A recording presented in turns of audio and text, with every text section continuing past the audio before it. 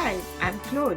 And I'm Jess. We are corporate employees by day, entrepreneurs by night, and work besties for life. Join us as we explore how work besties lift each other up, laugh through the chaos, and thrive together in every industry. Work besties!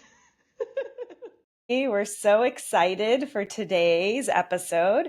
We're thrilled to have Mike Brevik with us. He is the founder of a digital marketing agency called CyberDog. Mike is a brand architect, a marketing strategist, and he spent 20 plus years helping companies find their authentic voice. He's worked with some pretty amazing clients, from Nike to Under Armour to Harley Davidson. And he's really crafted that brand marketing magic that everybody's looking for, that genuine, authentic connection with real people. Other things I want to make sure you guys know, Mike is also a host of a podcast called Brand Retro. And he's really good about encouraging his community to really create that connection. As Mike puts it, success only comes from how well you connect with the hearts of other people as you're trying to help them, which I feel is just so on brand for us in the Work Bestie community. So get ready for some incredible conversation with a fellow entrepreneur who knows the hustle of brand, authentic voices, and creating that special work bestie vibe. So with that, thanks, Mike, for joining us. Hey, thank you for having me. I appreciate it. Of course. I thought we could just kick off with you giving a little bit of your background. My background originally was just fully creative. So getting out of school, kind of being an art kid, I was kind of geared up to be an illustrator and a cartoonist and really draw and do some things like that with my career. And I spent a couple of years at a small agency doing that. It didn't take me long in that process to kind of determine, man, this is a pretty critical job and a lot of criticism coming with this. And there's a lot of client input. And I just kind of expected I was going to be more creative and get to do all these different things. But the reality of kind of how this whole thing works kind of hit me. And I pivoted at that point to kind of go, well, you know what, I'm going to back off on the drawing piece a little bit, because that was something that was pretty personal to me, and pivot a little bit more towards graphic design. And I spent a couple years at that agency. Then I transitioned to printing for 9 years, and I kind of was on the production side of graphic design and was self-taught in web design. And after about 9 years in printing, I then transitioned to a corporate position where I started an e-com and basically built up a web presence for a pretty large retailer in the Midwest. And I spent another 9-10 years in kind of corporate world doing that and building out social media teams. And it transitioned kind of nicely, coincidentally for me, going from pen and paper to graphic design to web design to kind of marketing and more digital stuff. So it really transitioned nicely. But over the course of 20 plus years, I kind of found myself, not that I didn't like what I was doing, and I think I was pretty successful at it, but at the same time, I needed to scratch that creative itch again.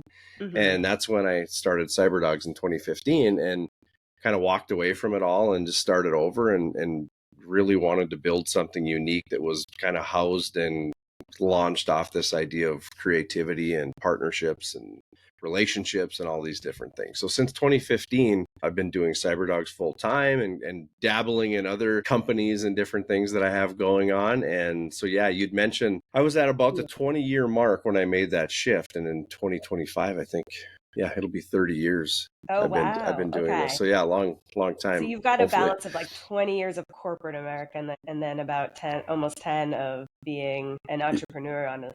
So curious, what was the biggest shock in the transition from corporate America to being an entrepreneur? You know, the biggest shock, I think, was the decensoring of how things work, because when you work a job for so long, you just believe that that's the only way. And you might see other people start businesses and things, but you don't really know what goes into it. You don't necessarily know what that's like because you collect that paycheck every 2 weeks. For better or worse, there's just a lot of things are figured out for you. And, you know, the day that I walked away from a full-time employment and I woke up, and I always say this, but I either woke up unemployed or self-employed, maybe the same thing, I don't know. But that was just a blank canvas day where it was all in my hands at that point. And it was like just the awareness and how I needed to not only think about every little thing, but some things were a lot easier than I thought they'd be. And some things were like, I didn't see that coming. So it was just a whole different education. But I think it was just the experience of having to go through that, because I don't know that everybody realizes that they probably have it in them to do that, because we're so dependent on maybe that system or that full-time employment. Or you're used to it, right? So you're kind of, it's that little fear of the unknown. And also, as an entrepreneur, you have to wear so many hats that sometimes you're not purview to. And it can be scary. And the fact of jumping can be scary for people. Yeah, I mean, it definitely is. It's a very, very scary leap. But after you jump, it's just you're so committed at that point. Like the fear isn't really an option, because it's like you're over the fear and now it's just, I got to figure this out. Yeah. So now you're not in figure it out mode. I think it was overall just a great experience. I mean, I think just on that day, I became a better business person, employee. I leveled up the day I jumped. Now I just needed to kind of prove it to myself. So knowing everything is on your own, the ability to have work besties is a little different, right? So from your perspective in your world from day one of being an entrepreneur to now, maybe a little different. But from day one, how did the work bestie, either the relationship or idea of it, change, and how did you leverage that? I knew that what I wanted to do included other people.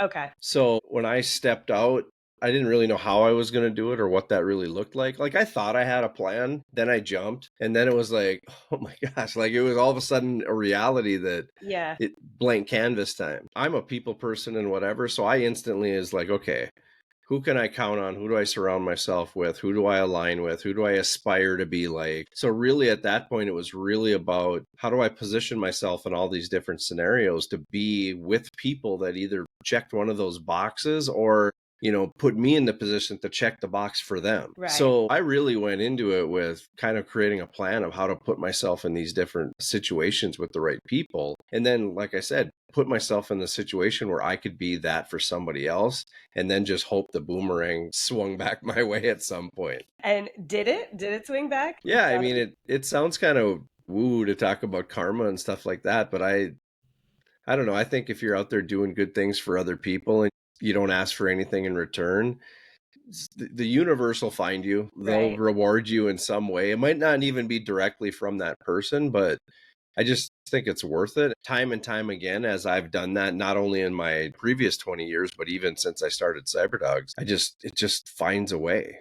And it's interesting how that works. And sometimes it's kind of head scratching and surprising, but it'll find you eventually. Yeah, I would think, because one of the things that's a little different from being an entrepreneur than, say, working in a corporate environment is you're probably constantly changing who you're working with.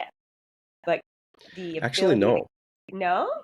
No, because I've always started this Educate us, tell us. Yeah, I've always started this process with, I'm going to pick the right people and I'm going to build relationships that last, and I'm going to really invest not only myself into them, I'm going to look for that investment back. And over the course of 9 years, I've had very little client turnover. I've had very little team turnover. It's just slowly kind of compounded on itself. So people think inherently that entrepreneurship means it's kind of cutthroat, it's quick, it's fast. I mean, I think it probably can be like that, but that's not how I knew I'd succeed. I knew that I would have to build relationships so that I could take people with me and sometimes lift them up beyond myself, knowing that maybe it'll catch me later. That's an amazing stat to say you've got very little turnover, right? One of the things that we preach about having this appreciation and support system, whether it's a work bestie or encouraging cross-mentoring, mentoring up, mentoring down in big corporate environments, is because of that, right? Turnover, if you don't feel like you're connected, you're not in that community. I mean, I've felt it at times too in certain places that I've worked. You don't feel connected, so you're going to leave. So it's great to hear that that's kind of one of the areas that you focus on. So how do you do that? How do you keep these people so engaged and wanting to stay? It's going to sound crazy, but I care. That's just where it starts. That's not crazy. That's crazy. Not crazy, Mike. I'm careful who I bring into the company and who I build those relationships with. So I think there's part of the selection process is kind of part of that. But once I know I'm vested in them and they're vested in me, it's a very organic thing to get to know people and want them to succeed, to help them succeed in other ways beyond just cyber, because Cyberdogs isn't the center of the universe. So they have things going on, and if I can help them in any way or help celebrate those wins for them, it's really about just kind of building a relationship and kind of being transparent with them and caring and just try to be more than just a boss. Like my team jokes about it because they, every once in a while, they'll let it slip. They'll call me boss or whatever. And I stop them every time because I don't like that word. I don't like the distinction of how it separates us. I don't like the implied hierarchy. We're all on the same team. We all wear different hats. You know, whether I'm the owner or not doesn't really matter because it's a collective thing. Mm-hmm. And I always joke that the only boss is Bruce Springsteen. That's it. So. And it's so funny because actually I do the same with my team. When they say my boss, I'm like, no, we are teammates. You know, at the end of the day, we are together. We have the same goal. What I love, even what you said before, is that more or less you build your community of all from your different paths of life, of work experience, and more or less you took the best of the best in, you know, that click with you.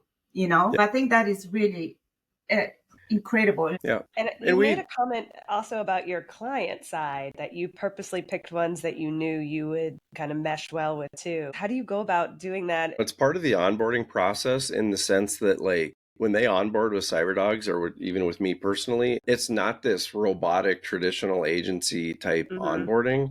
It's a very personal connection.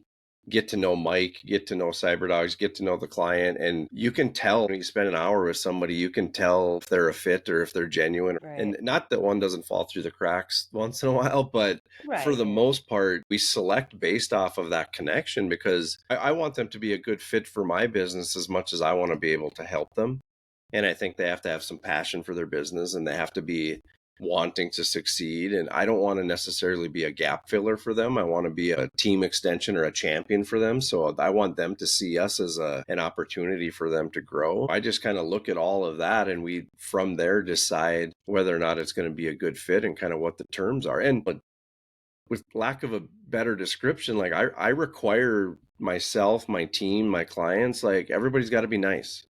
Okay. We're not doing this cold business relationship thing where we're swinging heavy hammers at each other. Like, I'm not doing that. I don't do negative email exchanges. If you got something to say, we talk about it. Attention. And if we can't resolve those things and come together and look at those things as more of an ongoing collaboration versus a frustration, then we're probably not a good fit. I don't think that's a lot to ask. It isn't a lot to ask. I feel you being so upfront and creating those boundaries is smart. I don't know that every company I've ever worked with would follow that. Well, to be honest, it's a waste of time. I've been in those traditional situations, whether it be corporate or agency or whatever. If you're going back and forth on more than 2 emails and it's well, you said this. Right. I'm sorry, but you're wasting everybody's time. And then if you figure out what your dollar per hour is versus my dollar per hour, every one of those emails is costing us hundreds of dollars. Right. So what are we doing? Right. Yeah, just let's be nice. Let's collaborate. Let's have fun. Let's figure that out. And, you know, I'm lucky in the sense that most of my clients get that. You know, we stumble from time to time and we have to remind people. But, you know, when I really look at the last 9 years and the fact that I think we're at 5. We've broken up with 5 clients in 9 years. That's peanuts. I mean, that's nothing. That's not a lot. Yeah, that's really impressive. Yeah. So it works. It's definitely something we've embraced and we're going to continue to do.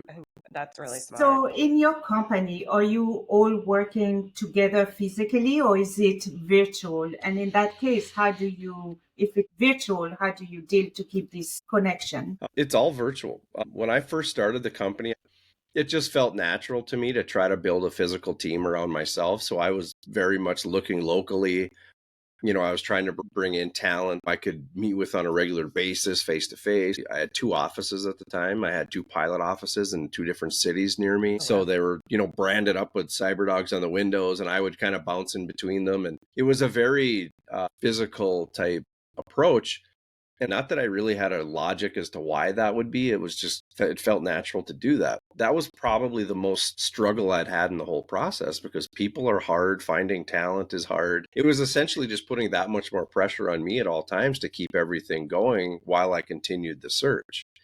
And then COVID happened. 2020 hit. The virtual nature of things took over. I wasn't meeting as much face-to-face with my clients. The people that worked for me, we weren't meeting as much face-to-face. The offices that I was paying for were essentially sitting empty most of the time. And I just embraced, we're going virtual. What does it matter, right? Because As long as I can hop on Zoom and I can speak to the connection and I can build relationships that way, it'll be different, but that's what we're going to have to do to weather this storm. And we essentially blossomed through that whole thing. We actually grew our client, the virtual remote nature of our client set grew. The team expanded, and the byproduct of the whole thing and what I really found was that I was attracting different talents, better talents. Like I was looking all over the country and finding people that were better than the ones that I was finding locally. No offense to those people, but like it really expanded my universe in a positive way. But how do you keep that, connection?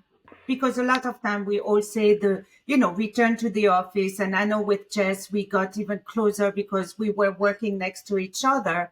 So how can you let people know to stay very strong and virtually next to each other? Tell me if you think this answers it, because I don't even really know the answer.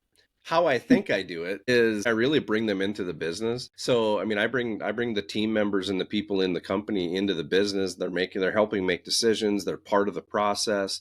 I'm very transparent with them on what we're doing, why we're doing it, and kind of how their input on it. Again, I don't treat them like I'm the boss and you're going to do it. I'm going to like, I don't do that. They're very much a part of the business. So I think inclusion is the first piece. The second piece is that I spend time with them. I think overall you can drown yourself in meetings, but it's the value of the meeting that matters. So I try to spend a lot of time meeting with them, learning about them, talking about them, giving them a peek behind the curtain as to what's going on in my world so that they personally know who I am and vice versa. So really getting to know them, even though it's virtual. I mean, it works. We're building relationships that way. And then outside of that, I just find ways to show appreciation, whether that's financially with little bonuses or things like that, or almost everybody on my team, they're getting gifts. They're getting a CyberDogs welcome kit when they first start with CyberDogs swag and gear and trinkets. And I'm just making sure I'm very intentional with including them in the process so that over time they feel like it's not just about Mike and his success. Like Mike owns the business and yeah, fine. And I get a paycheck. Yeah, but I want them to feel like it's our business. Everybody gets a piece of this. So throughout the year, I kind of set reminders for myself to make sure I'm doing those things and don't forget and don't take them for granted, And I love because it goes back to, again, what you said at the beginning about caring. And it's so important. Yeah, and it's cool. I think it's easy for me to take pride in my own brand because it's my brand, but it's even cooler to see them take pride in our brand. Yeah.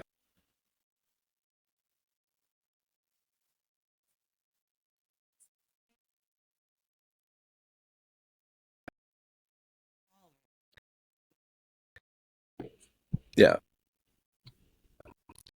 We haven't quite cracked the code on where this is all going, but like we talk about it internally that marketing, websites, branding, like the things that we lead with as far as services, these are just vehicles that we're using to build this brand that is CyberDogs. CyberDogs is not just a website building company. CyberDogs is its own thing, and we just happen to build websites. I know you said that you're very choiceful in who your clients are.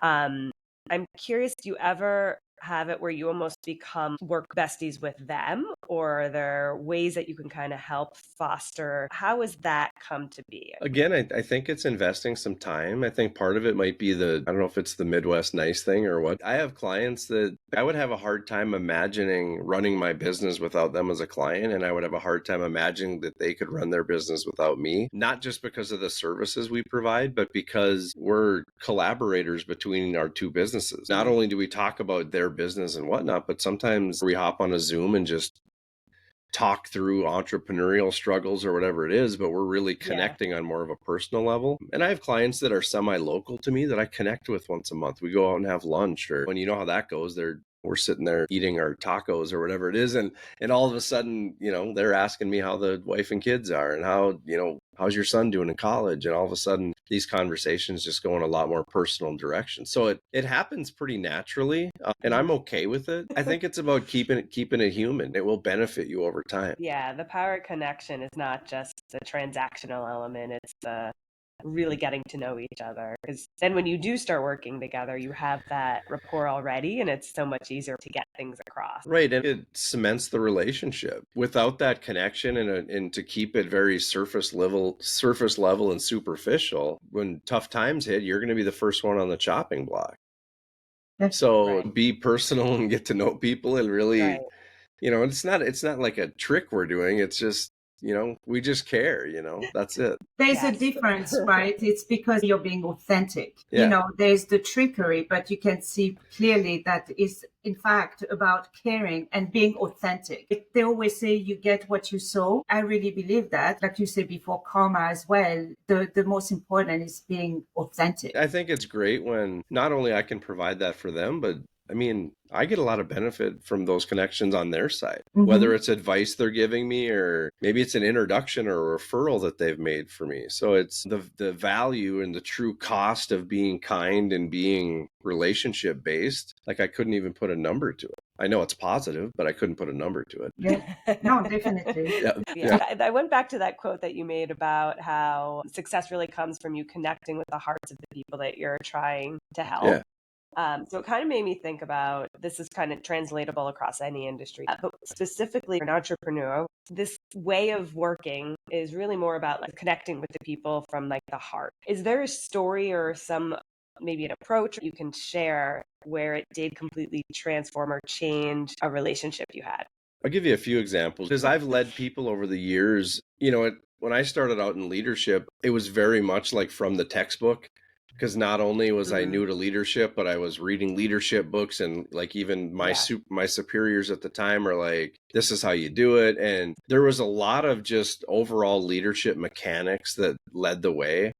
And as a young leader, I could tell when it worked and when it didn't. And I'm like, how do you sell this? Like, this is ridiculous because you're not doing it from the heart and you're not doing it with intention. And I honestly think like the people you're leading can smell whether or not you believe in it as you're delivering it. Like I just identified right out of the gate, I got to customize this a little bit in my own way, or I'm not going to succeed at this because it's too robotic. And if it's just me dropping the hammer on these people because, corporate says so. Right. So as I was reading leadership books and learning leadership and kind of trying to study the art of, I was always trying to figure out the translation of how can I do this Mike way? How can I do this nicely? How can I do this in a way that connects? How can I do this in a way that, helps them understand the intention behind it? Because sometimes being led, you don't fully understand. You don't know what the score is. You just know you're being told to do something. So I wanted transparency. I just had to noodle through all that and learn. And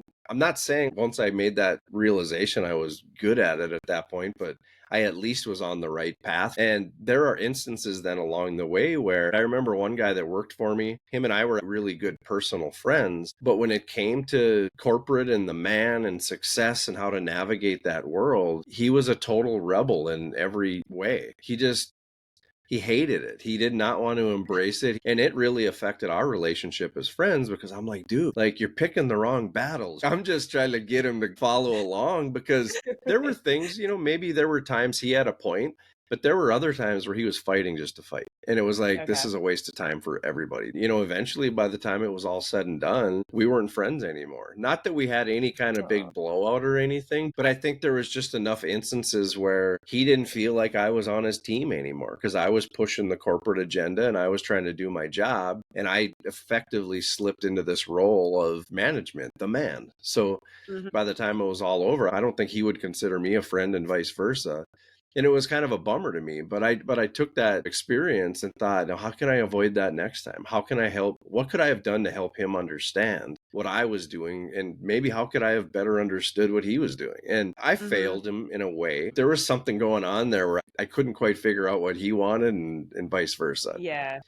And then there's other instances where I wanted somebody to succeed more than they wanted to succeed for themselves. And I had to learn to recognize, like, there was another guy that I thought we were really good friends. And I couldn't figure out why he couldn't succeed because he was super talented. Like he had all the tools. He had more tools in his toolbox than most people, but he didn't want it. I was stuck on the idea that why don't you want it? In hindsight now, I look back and I think, Well, he didn't want it. So why was I pushing Right. that on him so hard? Which I think goes back to your different approach of if you get to know the person, Yeah. you might have figured out a different way to communicate, or they just weren't in the role that made sense for their tool. Yeah, and letting that be okay. I did throw it in a sports analogy. Some people, they get jazzed up grabbing rebounds on the basketball court versus scoring, or they really like defense. If they like what they like, throw gas on that.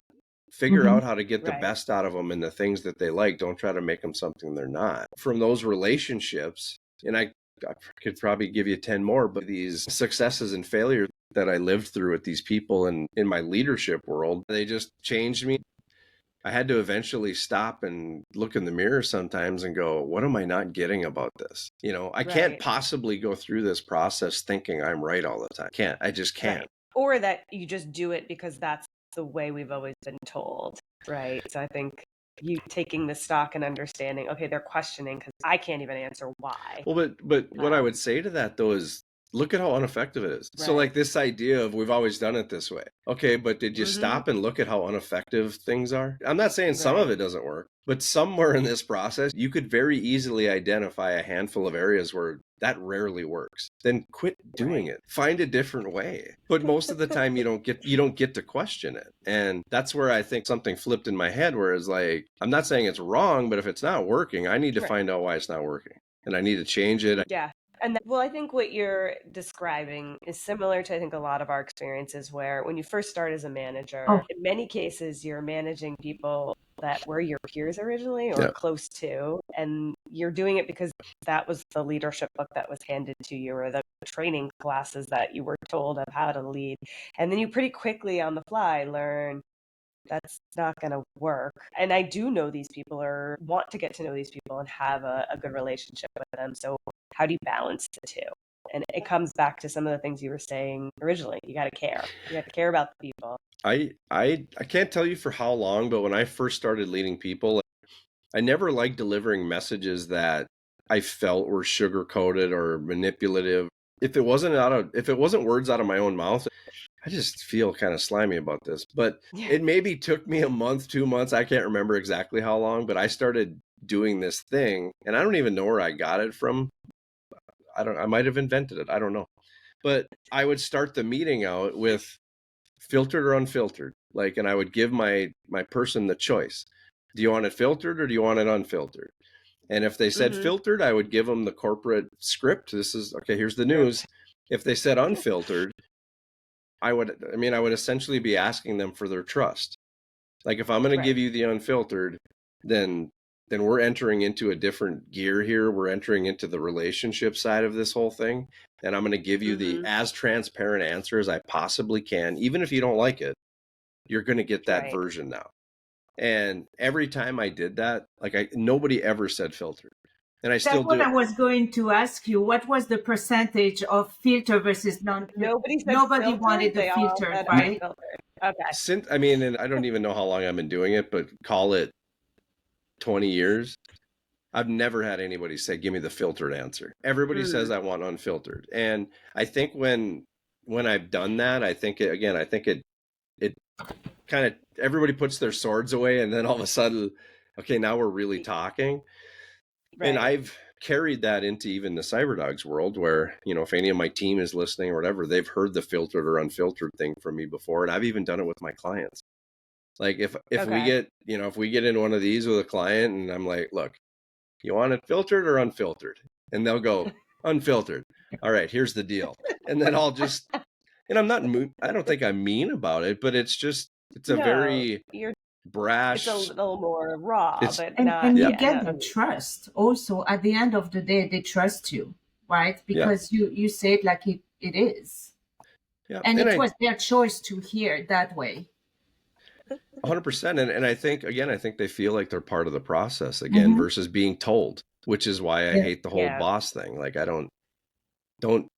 just that's not a vibe I want to put out there at all, I think the key element you just stated is that people no longer feel like they're being told, they're a part of it with you, which is a different way of management for sure, and a more inviting way. And it again brings together people. Yeah. But it's smart to whether you say filter unfiltered or figure out a different word. It's smart to kind of encourage that. I like that approach. I think it also just, it's worth mentioning, I think it also shows my trust in them. Because if I'm going to give them unfiltered, I'm also putting my cards on the table as well. Right. Yeah. Which is, as a manager, can be scary. It can, and there, I'll be honest, there have been times where I'm like, man, I hope that doesn't blow up in my face. But but at the end of the day, like when that's been done, it's only been the truth anyway. Yeah. So like, yeah, could it come back and bite me? I mean, possibly, but the truth is the truth. So right. if done intentionally and whatever, it should be fine. Yeah. Right. And for that also to put the unfiltered, the people understand the why, right? Yeah. Not just like you say, I'm being told this, or the political, way, but this is why I'm requesting this, and that's what makes people understand and want to do it. So my last question, Mike, you've created this community, CyberDog. If you were to give advice to anyone who's either an entrepreneurial ready or thinking of making the leap, what would be your recommendation or guidance to them? I would give a couple things. I think, for one, you have to surround yourself with the right people.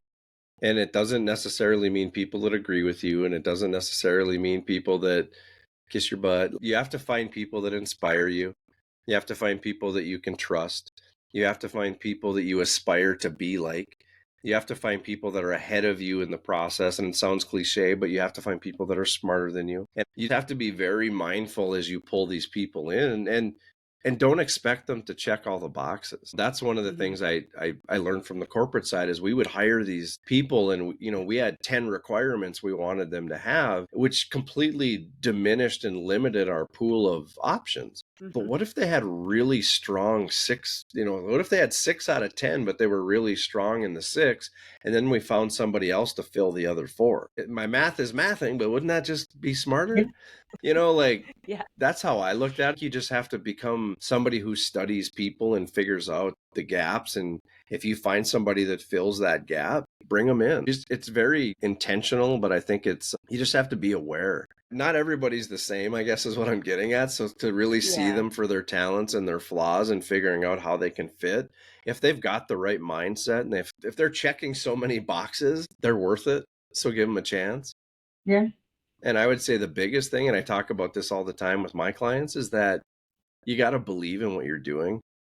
I meet a lot of entrepreneurs and business owners that it's just a job for them. They quit whatever they were doing and now it's, well, this is my life for the next 20 years. They're not believing in it, And I think that belief is a bottomless gas tank that can get you through the tough times. It can help you see the vision. It can help you love your brand forever. Like, that belief is huge. So, not to sound too corny, I think that's really important, because when you believe it and you have that energy, it migrates the belief of the people. And if they don't believe, then you're in big trouble. So they got to come with you on that ride. So belief is huge, and you got to convince yourself of it. People talk about confidence. Well, confidence can be faked. Belief can't. That's accurate. Yeah. You can see through people if the belief isn't there, like you commented. It was very enlightening. I really, to understand this side also are very personal and caring, and in a business is so refreshing, especially from a corporate world. And I think that more people should have that. That's how you can retain people and trust people, and as much as having a better time working with people and having this community, which goes back just our work besties. The caring of people is so important, because we are human beings at the end of the day, and we need relationship. And I would throw out there too that the benefits of that approach and work besties is the success and the benefits that come from that are a byproduct of the intent. We don't do anything like that because we think it's a best business practice or ROI tracking on being nice and being kind and trying to really be good humans in our business. We just know and believe that if we do that, the rest of it'll take care of itself. And it has. I don't have any other reason to believe that it doesn't turn into ROI, that I really can't tell you how it turns into ROI. I just know that. I mean, you kind of did, though, when you talked about you've got low turnover. I can make those connections. Definitely. There's other examples of companies that do have high retention, and it does go back to they're empowered to be the owners of the brand and work together. And it's less, to your point, there's no boss. There's like communities that work on things. But we can even just look in our relationship at work, right? How was your reaction versus like a manager that was forceful and very like authoritative versus a manager that was more cool so more or less you wanted to work for that person to make them happy, but not as like just because you loved working with them. So it wasn't from being the boss, the big man, Right. but also because you just enjoy them, you know? Well, I think that's part of it. It's a byproduct of you want to succeed for the collective. You want to succeed for the group. And I think. And you enjoy it too. You tend to enjoy it more because you feel comfortable asking, like, I'm struggling, so I can ask the person. I don't have any fear of it. There's just so many added benefits to having care be such a high priority in an organization, for sure. Yeah. I'm telling you, Mike, one day I'm going to come back to you and I'm going to be like, these are the ways to check your stats. Yeah, well, and your ROI is through the roof. If you want help with that study, let me know. I would do that. Awesome. Well, Mike, we so appreciate you being on here. For those that are not following Mike, he has quite a social media presence, and we highly recommend you follow him on Instagram. He's at Cyberdogs Marketing. And you also have your podcast, which is available everywhere, Brand Retro with Cyberdogs. And you can find it on our website, but we have a dedicated website, which is brandretro.com. Fantastic. Oh, and we can't forget about your Dog Days apparel. Yeah. Dog Days apparel is kind of like the first cousin of Cyberdogs. We just needed a creative outlet to kind of put some cool vibes out there and do some small town designs. Fantastic designs. They're really cool. Definitely, guys, follow him. And if you like this episode, don't forget to subscribe, leave us a rating, reviews. Mike, thank you, Mike. Appreciate you being on here. Thank you both for having me. I appreciate it. Remember, whether you're swapping snacks in the break room, rescuing each other from endless meetings, or just sending that perfectly timed meme, having a work bestie is like having your own personal hype squad. So keep lifting each other up, laughing through the chaos, and of course, thriving. Until next time, stay positive, stay productive, and don't forget to keep supporting each other.